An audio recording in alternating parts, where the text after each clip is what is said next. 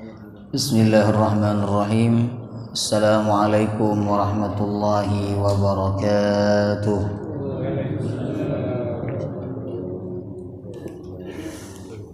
Alhamdulillahi rabbil alamin. Nahmaduhu wa nasta'inuhu wa nastaghfiruh. Wa na'udzu billahi min syururi anfusina wa min sayyiati a'malina. من يهده الله فلا مضل له ومن يضلل فلا هادي له أشهد أن لا إله إلا الله وحده لا شريك له وأشهد أن محمدا عبده ورسوله لا نبي ولا رسول بعده اللهم صل وسلم على سيدنا ونبينا محمد وعلى آله وصحبه أجمعين سبحانك لا علم لنا إلا ما علمتنا إنك أنت العليم الحكيم اللهم إنا نسألك علما نافعا ورزقا طيبا وعملا متقبلا آمين يا رب العالمين. الحمد لله, Allah subhanahu wa ta'ala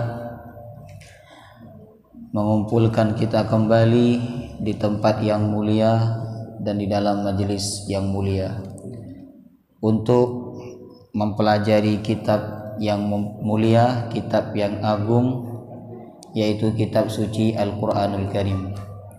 Semoga kita semua mendapatkan keberkahan dan syafaat Al-Quran, amin ya rabbal alamin. Kita akan melanjutkan tafsir surah Al-Haqqah. Tafsirnya sampai ayat berapa?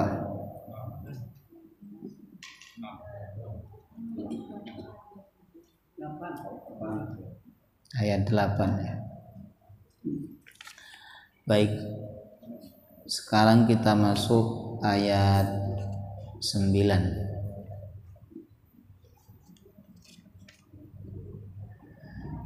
Kita baca sampai ayat 15.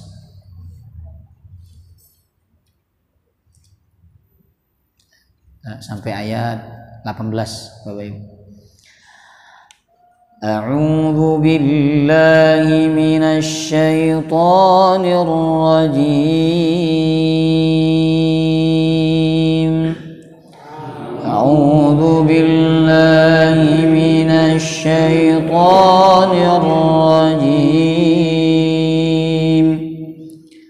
Wa jaa'a fir'aun wa man qablahu wal mu'tafikatu bil khati'ah. Wa jaa'a fir'aun wa man قبله والمؤتفكات بالخاطئة فعصوا رسول ربهم فأخذهم أخذة رابية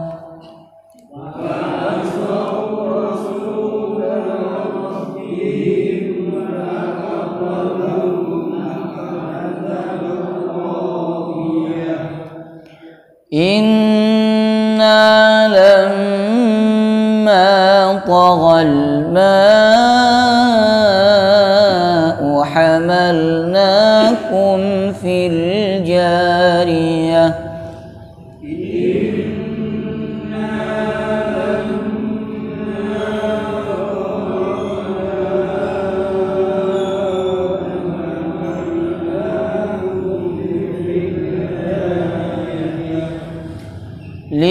لنجعلها لكم تذكرة وتعيها أذن واعية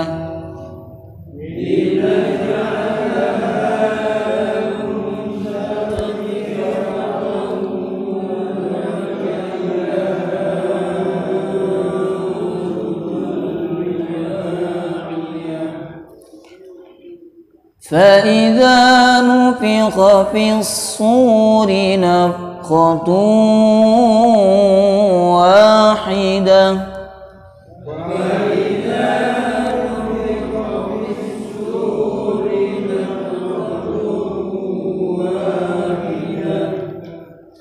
وحملت الأرض والجبال فدكتا دكة واحدة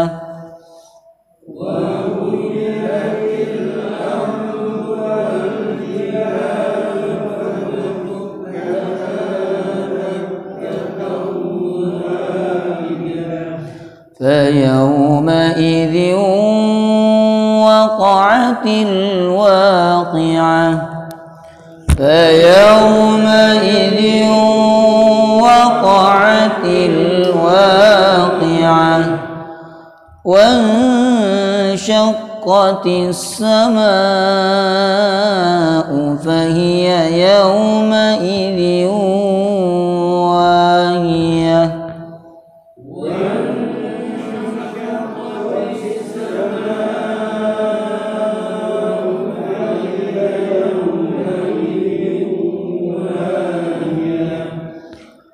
والملك على أرجائها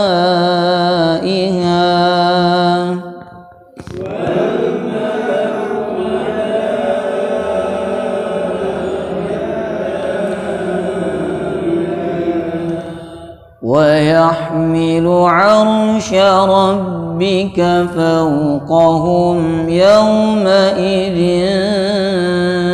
ثمانية ويحمل عرش ربك فوقهم يومئذ ثمانية يومئذ تعرضون لا تخفى منكم خافية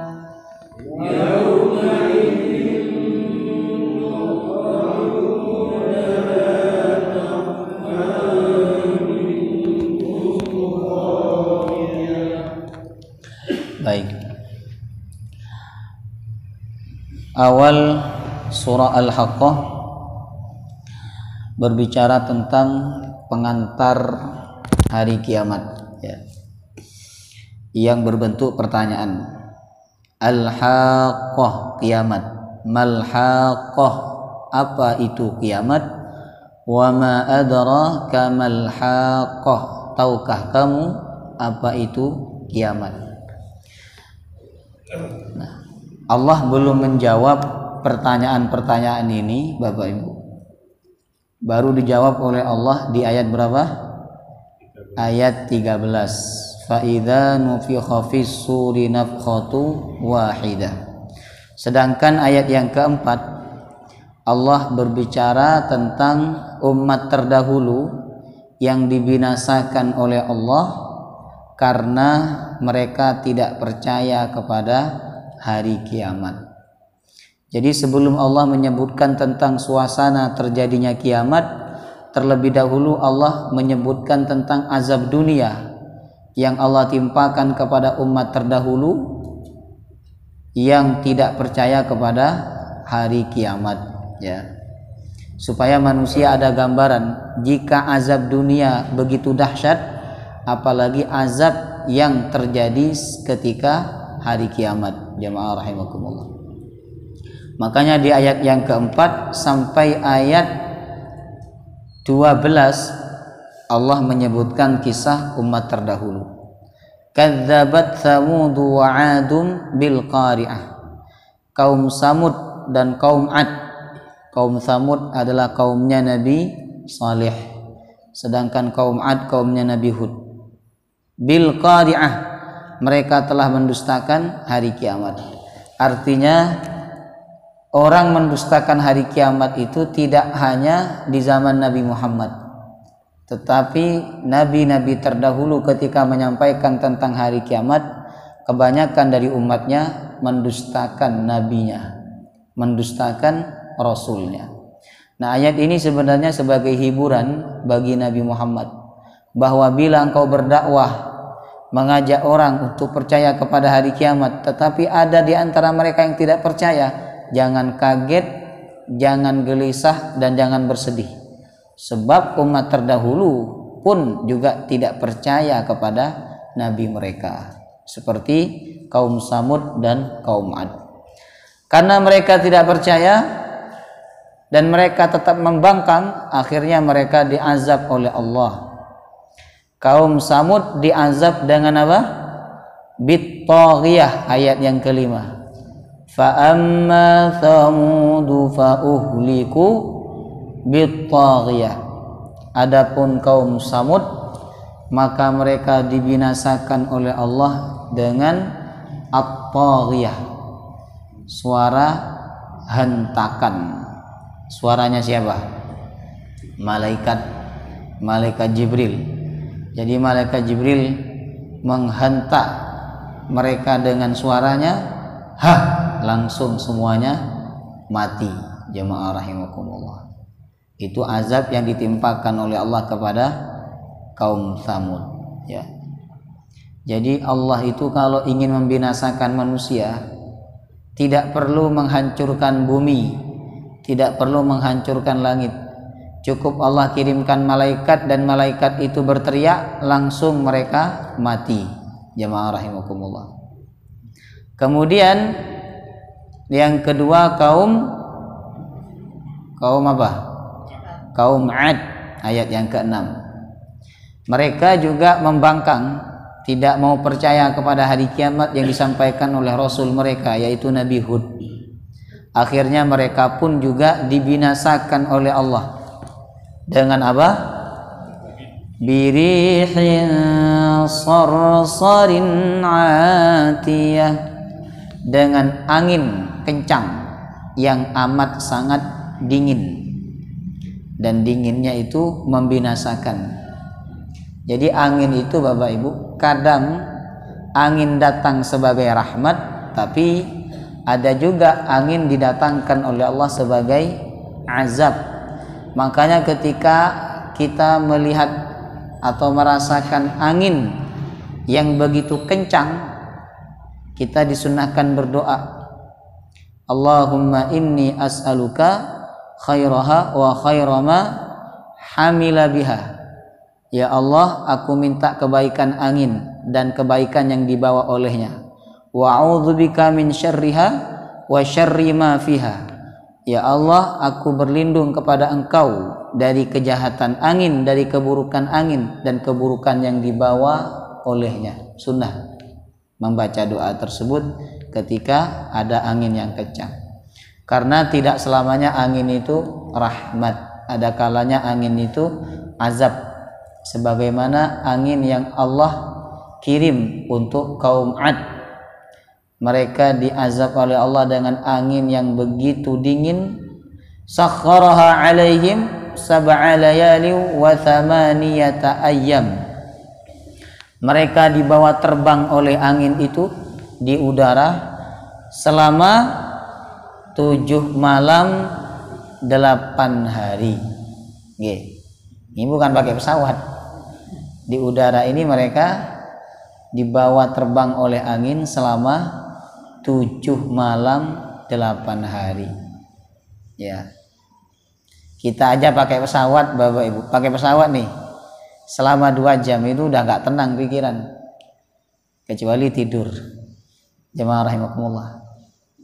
Nah, apalagi sampai 7 jam, apalagi sampai 7 malam 8 hari berada di atas pesawat.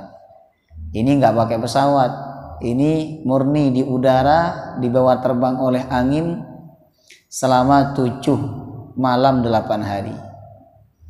Fataral qauma fiha sar'a ka'annahum a'jazu nakhlin khawiyah. Setelah itu di hari ke-8 Allah jatuhkan mereka dalam keadaan terbalik.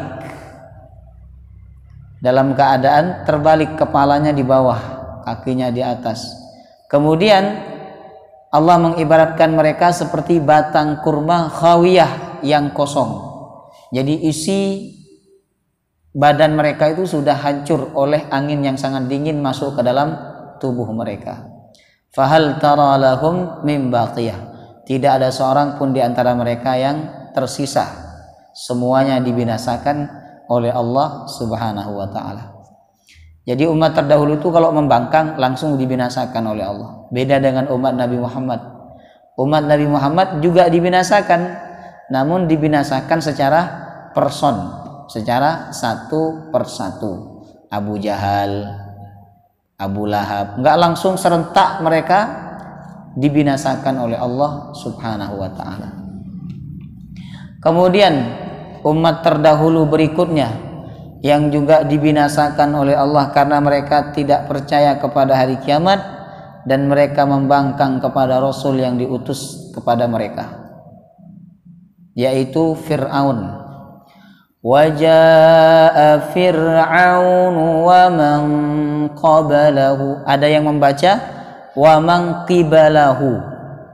Jadi kalau ada orang baca ayat ini dengan bacaan wa man qibalahu, benar. Dibaca wa man qablahu, benar. Ya. Ini pentingnya kita berilmu. Sehingga ketika ada orang membaca dengan bacaan yang tidak sesuai dengan yang kita pelajari, kita enggak buru-buru menyalahkan. Ya, orang yang banyak menyalahkan, banyak protes, itu adalah orang yang sedikit ilmunya, jemaah rahimakumullah. Waja'a Fir'aunu, dan Fir'aun telah datang. Maksudnya kisah Fir'aun ini telah datang kepada orang-orang Arab, kepada orang kafir Quraisy saat itu. Wa man qablahu, dan orang-orang sebelum Fir'aun. Kalau dibaca wa man qibalahu artinya dan orang-orang yang bersama Fir'aun. Itu beda maknanya ya. Kalau qablahu, orang-orang yang sebelum Fir'aun. Kalau qibalahu, orang-orang yang bersama Fir'aun. Nah, Fir'aun bukanlah nama orang, tapi nama kerajaan. Kalau di Indonesia itu presiden. Ya, masing-masing negara pada zaman dahulu memiliki gelar sendiri-sendiri untuk rajanya. Ya, kalau di Habasyah itu gelar raja adalah An-Najasyi. Kalau di Romawi Kaisar. Ya, kemudian kalau di Mesir saat itu dijuluki dengan Fir'aun, ya, Fir'aun. Nah, Fir'aun ini julukan yang dibuat untuk raja-raja yang zalim, raja-raja yang kejam, yang buruk, jemaah rahimakumullah. Kenapa buruk Allah jadikan dia sebagai raja? Nah, ini untuk menunjukkan bahwa yang dikehendaki oleh Allah sebagai pemimpin itu tidak selalu baik. Kadang Allah berkehendak mengangkat seseorang sebagai pemimpin dari kalangan orang-orang yang tidak baik, jemaah rahimakumullah. Tapi ingat ya, pemimpin itu cerminan dari rakyatnya. Apa? Cerminan dari rakyatnya. Allah mengatakan dalam surah Al-An'am, wa kadzalika nuwalli ba'dadh-dhalimina ba'dhan bima kanu yaksibun. Demikianlah kami mengangkat orang yang zalim sebagai pemimpin untuk yang lainnya sebab dosa yang mereka lakukan. Jadi ayat ini menunjukkan bahwa pemimpin itu cerminan dari masyarakatnya, dari rakyatnya. Kalau rakyatnya baik, rakyatnya salih, rakyatnya jujur, rakyatnya bersih, maka tidak mungkin Allah mendatangkan pemimpin yang jelek. Pasti Allah datangkan pemimpin yang baik. Tapi kalau rakyatnya tidak baik, lebih banyak yang tidak baik, lebih banyak yang jelek, lebih banyak yang buruk, lebih banyak yang zalim, pastilah Allah akan mengangkat pemimpin yang zalim untuk mereka. Jemaah rahimakumullah. Makanya bila kita diberikan pemimpin yang saleh, yang baik, kata Imam Hasan Al-Basri, bersyukurlah kepada Allah karena itu anugerah. Dan bila kita diberikan pemimpin yang tidak baik, bersabarlah karena itu musibah dari Allah Subhanahu wa taala. Nah, kita hanya berdoa semoga negeri ini diberikan pemimpin yang saleh, yang beriman dan bertakwa kepada Allah. Dan siapapun yang jadi presiden di negeri ini, Allah membuat dia menjadi adil, Allah membimbing dia untuk amanah, untuk mendatangkan kemaslahatan yang lebih besar bagi negeri ini. Amin ya rabbal alamin. Kok nggak kencang sekarang aminnya? Ya, kapan hari kenceng aminnya ibu-ibu? Amin. Sekarang amin. Berarti ini amin yang sungguhnya ini ya. Kalau kemarin amin ada campurannya. Sekarang amin yang murni. Jamaah rahimakumullah. Jadi Fir'aun itu bukan nama orang tapi nama kerajaan ya. Ada banyak Fir'aun pada masa dahulu dalam kepemimpinan Mesir, Bapak Ibu. Nah, Fir'aun ini juga termasuk umat terdahulu yang diazab oleh Allah karena dia membangkang kepada Nabi Musa alaihissalam. Jadi waktu itu Nabi Musa diperintahkan oleh Allah untuk berdakwah kepada Fir'aun. Sebenarnya Allah tahu bahwa Fir'aun itu tidak akan beriman. Tapi kenapa Allah memerintahkan Nabi Musa untuk berdakwah kepada Fir'aun? Tidak lain dan tidak bukan tujuannya adalah untuk supaya Fir'aun tidak memiliki alasan kelak pada hari kiamat ketika dia diazab oleh Allah. Kalau dakwah belum sampai kepada Fir'aun, bisa saja ketika diazab oleh Allah dia menyampaikan alasan, ya Allah, kenapa engkau mengazabku padahal dakwah belum sampai kepadaku. Ya, itu salah satu tujuan Allah memerintahkan para nabi dan para rasul untuk berdakwah kepada manusia yang paling jelek, meskipun mereka tidak mungkin menerima dakwah tersebut. Wa man qablahu, dan orang-orang yang datang sebelumnya. Kalau dibaca wa man qiblahu, dan orang-orang yang datang bersamanya juga diazab oleh Allah. Nah, Fir'aun Bapak Ibu diazab oleh Allah dengan 2 kali azab. Sebagaimana surah An-Nazi'at, فَأَخَذَهُ اللَّهُ نَكَالَ الْآخِرَةِ وَالْأُولَى. Maka Allah mengazab Fir'aun dengan azab akhirat dan azab dunia. Azab dunianya apa? Azab dunianya pertama ditenggelamkan oleh Allah.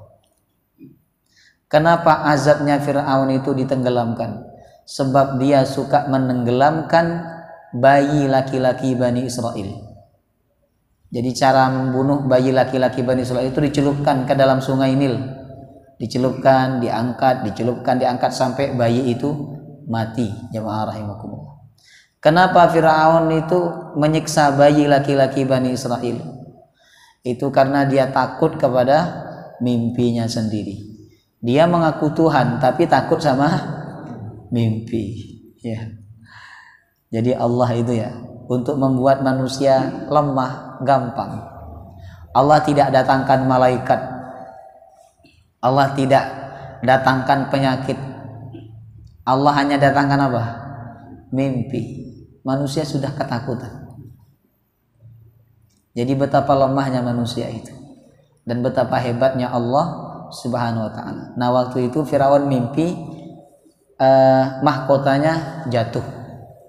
Lalu dia bertanya kepada ahli sihirnya, karena raja-raja zaman dahulu punya ahli sihir untuk menentukan, untuk bertanya bagaimana kerajaan di masa yang akan datang, untuk membaca mimpi-mimpi raja dan sebagainya. Nah, kalau sekarang jarang sekali raja atau penguasa punya ahli sihir. Yang ada adalah Watimpres, Dewan Pertimbangan Presiden, penasihat presiden. Jemaah rahimakumullah. Ya. Nah, kemudian ahli sihirnya berkata, wahai Tuan, sesungguhnya itu isyarat bahwa kerajaan Tuan akan jatuh, akan hancur. Firaun bertanya, siapa yang akan menghancurkan? Kata ahli sihirnya, yang akan menghancurkan adalah seorang laki-laki dari Bani Israel. Maka semua anak laki-laki saat itu dibunuh oleh Fir'aun.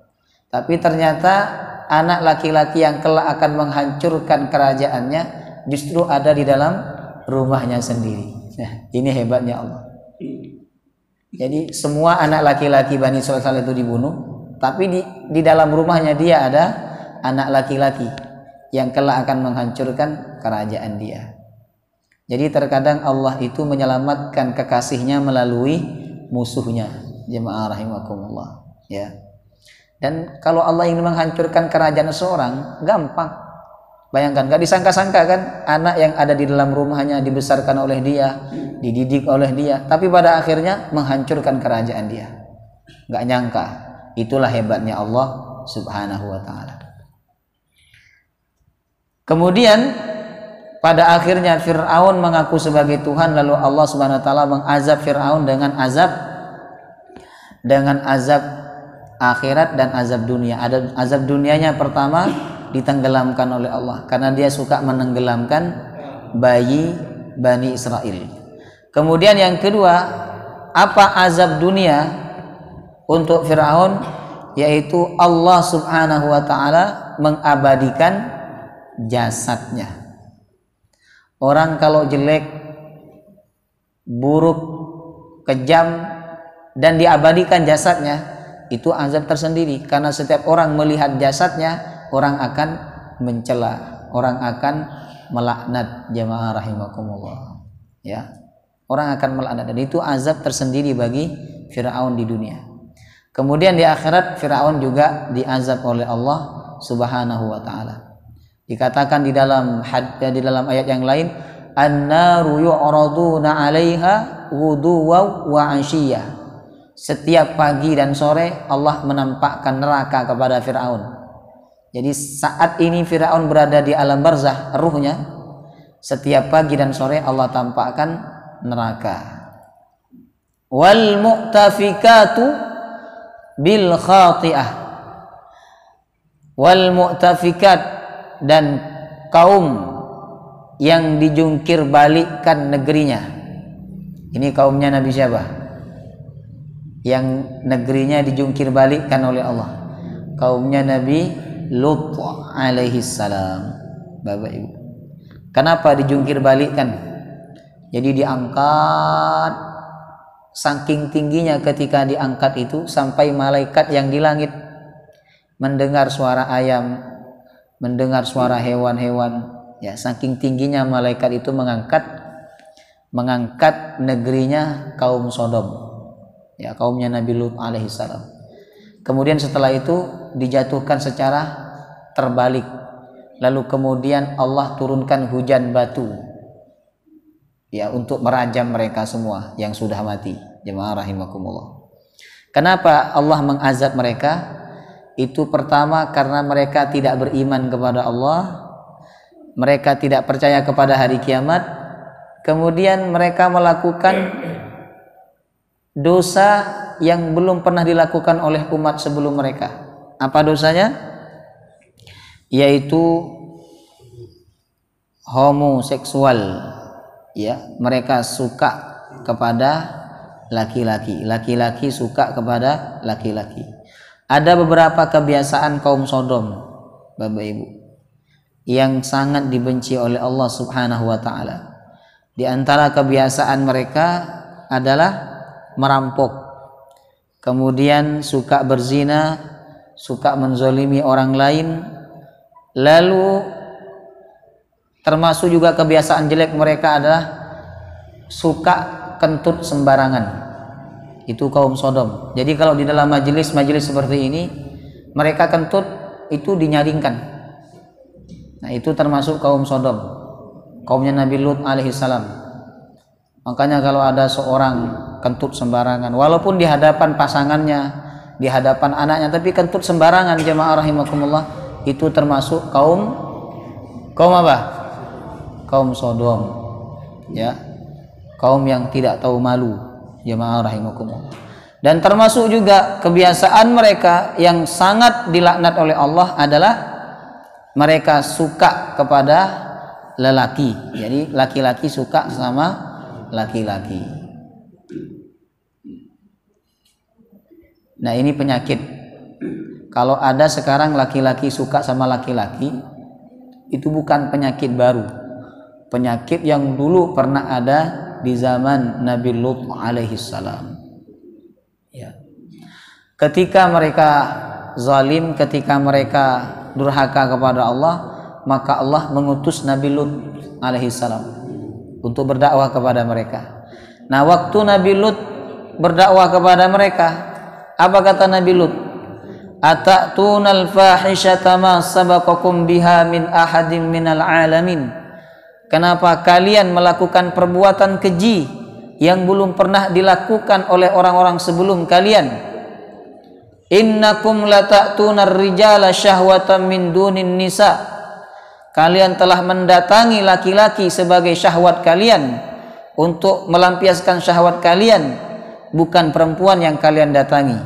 Bal antum qaumum musrifun, sungguh kalian adalah kaum yang melampaui batas.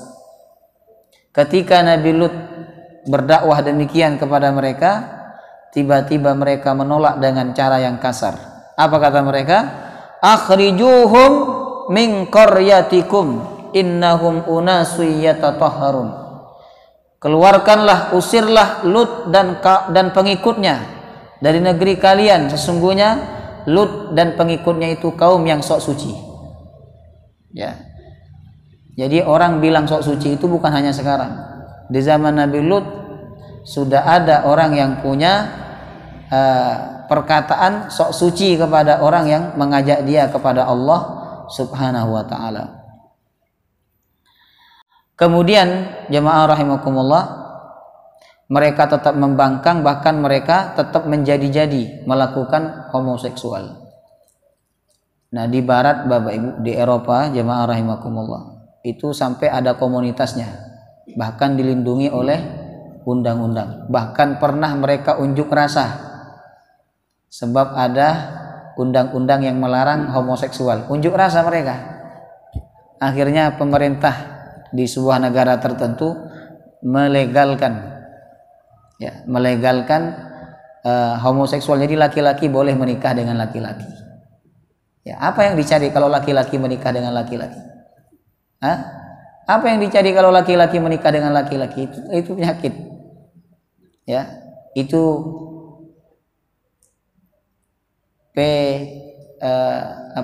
singkatannya, pecinta, mohon maaf, lubang tai.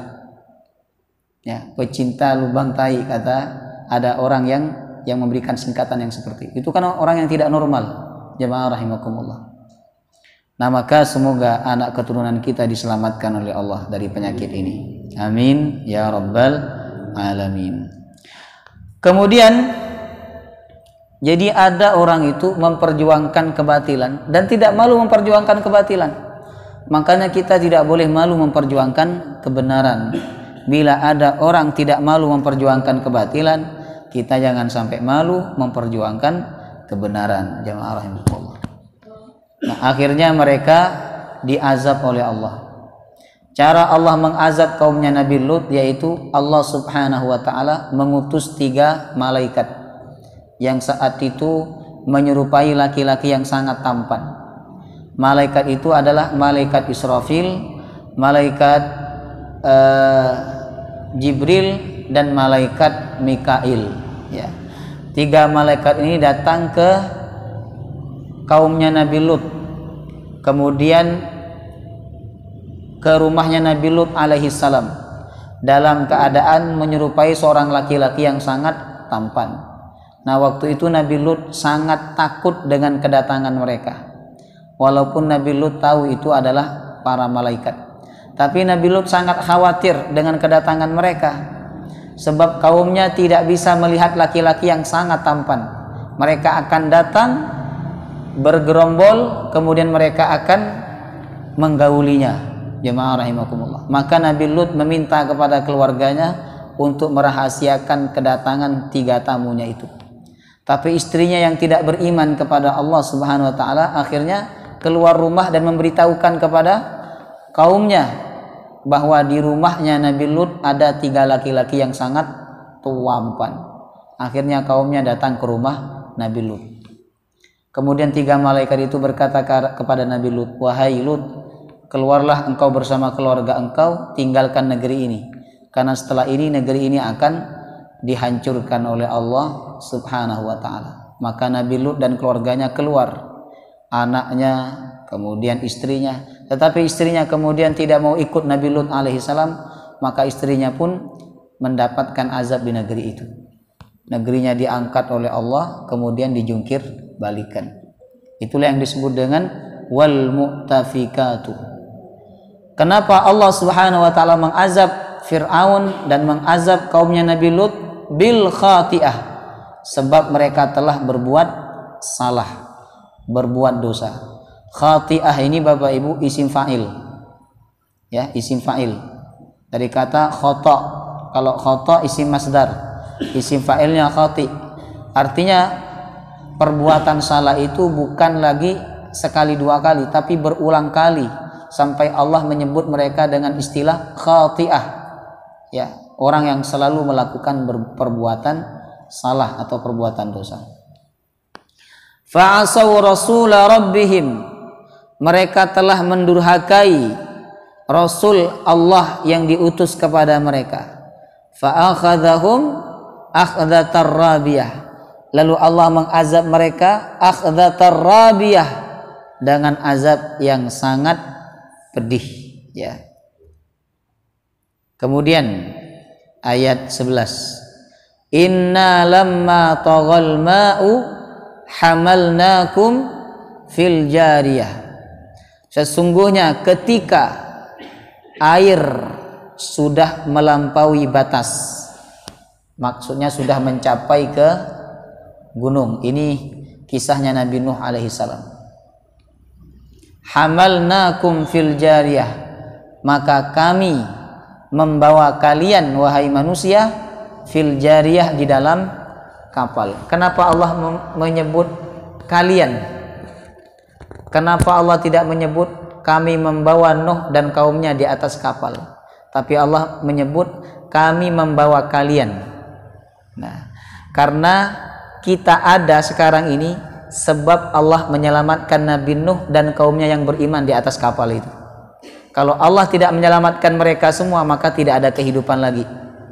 Ya, makanya mereka selamat itu sebenarnya juga Allah sedang menyelamatkan benih-benih rahim yang ada, benih-benih janin yang ada di dalam rahim mereka, para wanita yang diselamatkan di atas kapalnya Nabi Nuh alaihissalam.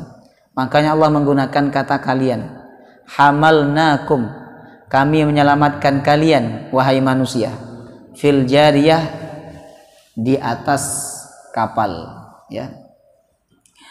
Nah, Nabi Nuh alaihissalam ini jaraknya dengan Nabi Adam sekitar 10 abad, Bapak Ibu. Sekitar 10 abad. Setelah 10 abad, selama 10 abad itu manusia tetap mentauhidkan Allah. Manusia tetap mengesahkan Allah. Tapi setelah itu manusia kemudian menyekutukan Allah dengan menyembah patung. Dari mana mereka asal mulanya menyembah patung? Yaitu ketika mereka mengkultuskan orang soleh. Jadi kalau ada orang soleh mati di antara mereka, maka mereka akan membuat patung persis seperti wajahnya orang soleh itu. Jemaah rahimakumullah. Kemudian mereka kenang kebaikannya, mereka jadikan motivasi untuk beribadah kepada Allah. Tapi kan setan lama-kelamaan membisikkan kepada mereka agar patung itu disembah. Akhirnya mereka pun menyembah patung. Kemudian Allah mengutus Nabi Salih alaihi salam. Ya, mohon maaf, mengutus Nabi Nuh alaihissalam. Nah, Nabi Nuh diutus kepada mereka untuk berdakwah, tapi mereka tetap tidak beriman kepada Allah Subhanahu wa ta'ala. Bahkan dikatakan dalam riwayatnya, Nabi Nuh berdakwah kepada mereka selama 950 tahun. Namun pengikutnya hanya 70 orang. Bayangkan, dakwah 950 tahun, pengikutnya hanya 70 orang. Makanya Allah Subhanahu wa ta'ala memerintahkan Nabi Nuh untuk membuat kapal, Bapak Ibu. Setelah itu Allah turunkan hujan dan Allah keluarkan air dari bumi. Jadi air itu sumbernya dua, pertama dari langit, yang kedua dari bumi, sehingga air itu mencapai setinggi gunung, bahkan lebih tinggi daripada gunung. Jamaah rahimakumullah. Semua yang tidak beriman, semua yang membangkang kepada Nabi Nuh diazab oleh Allah Subhanahu wa taala dan ditenggelamkan. Hamalnakum fil jariyah, kecuali Nabi Nuh dan umatnya yang beriman. Kami telah menyelamatkan kalian, wahai Nuh dan kaumnya, fil jariyah, di dalam kapal. Nah, berarti Nabi Nuh dan 70 orang berada di dalam kapal. Dan yang berada di dalam kapal itu tidak hanya manusia, tapi hewan-hewan juga naik ke atas kapal. Jamaah rahimakumullah. Ada perbedaan pendapat di kalangan ulama, apakah banjir itu hanya banjir di tempatnya Nabi Nuh saja atau seluruh bumi ini terjadi banjir. Itu ada perbedaan pendapat.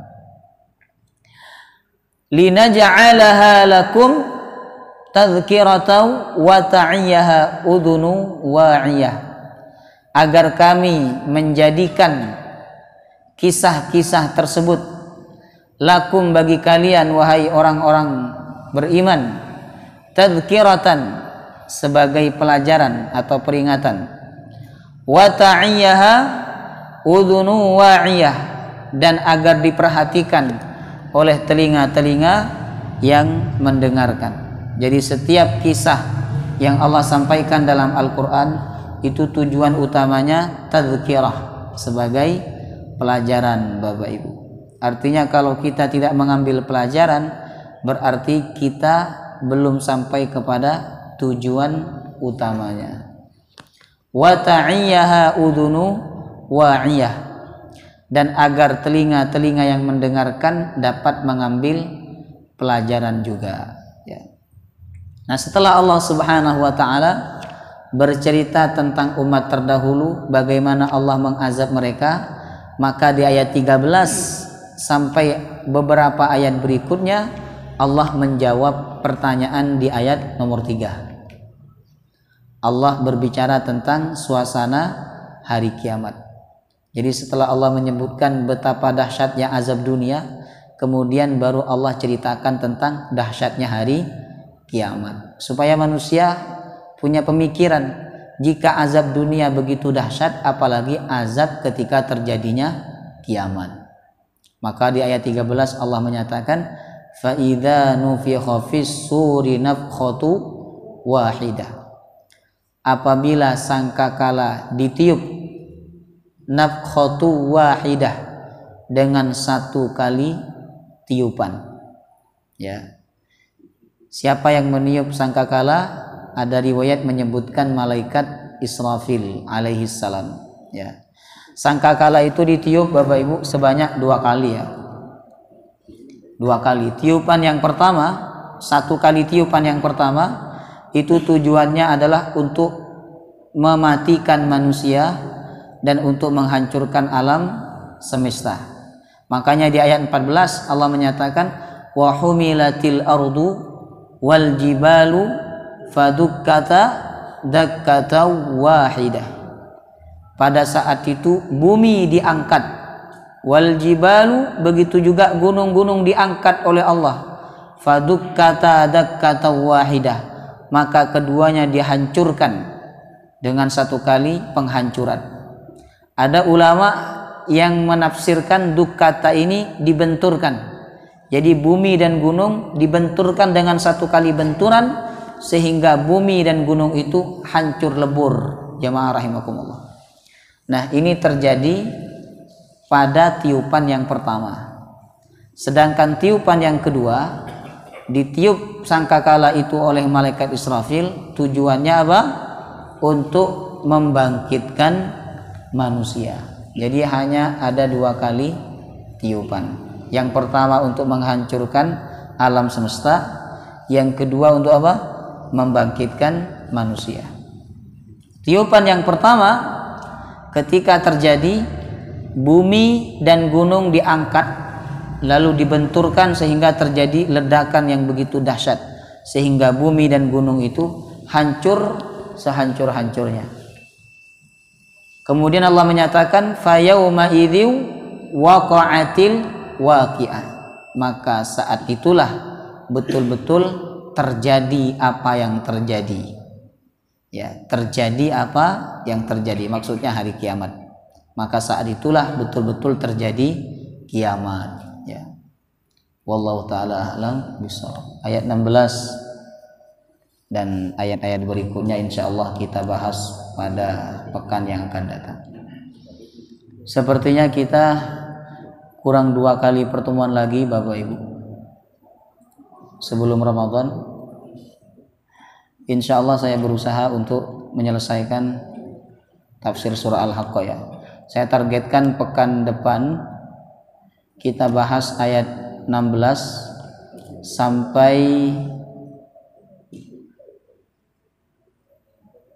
sampai ayat 37. Ini target. Insyaallah ya. Insyaallah. Cuman kadang kalau sudah bicara itu kemana-mana, larinya kemana-mana. Makanya saya targetkan pekan depan insyaallah ayat 16 sampai ayat 37. Kemudian bulan Maret Jumat kedua ayat 38 sampai 52 insyaallah. Ada pertanyaan? Baik, bila tidak ada, mari sama-sama kita tutup dengan doa kafaratul majlis. Subhanakallahumma wa bihamdika asyhadu an la ilaha illa anta astaghfiruka wa atubu ilaik. Wassalamualaikum warahmatullahi wabarakatuh.